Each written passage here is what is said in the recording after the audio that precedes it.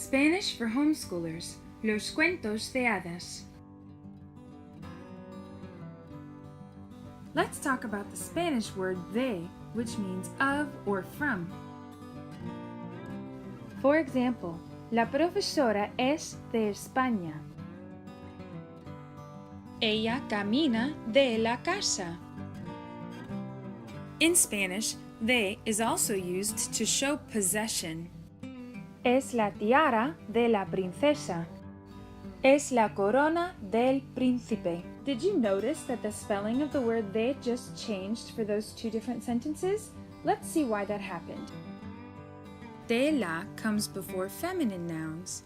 Del comes before masculine nouns. When you put the word de next to the word el, they get smushed together into one word, del. For example, el príncipe camina del castillo. Since castillo is a masculine word, de and el smushed together to make the word del. Es la corona del príncipe. Again, de and el before príncipe smushed together to make one word, del.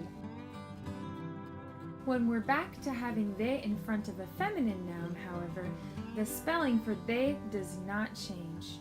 For example, la profesora camina de la cafetería. Here there is no need to squish the words de and la together. Es el vestido de la princesa. Since princesa is feminine, you do not need to change the spelling of de. Y ahora practicamos. Fill in the following blanks with either del or de la. La princesa camina del o de la castillo. La princesa camina del castillo because castillo is masculine. Es la chaqueta del o de la príncipe.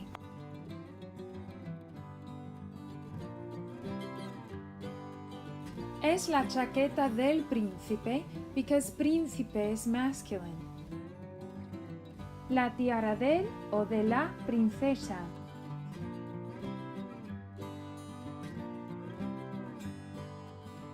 La tiara de la princesa because princesa is feminine. La princesa camina del o de la casa.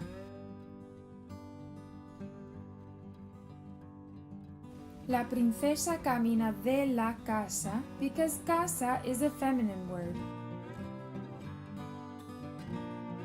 Buen trabajo, niños. Hasta la vista. Nos vemos.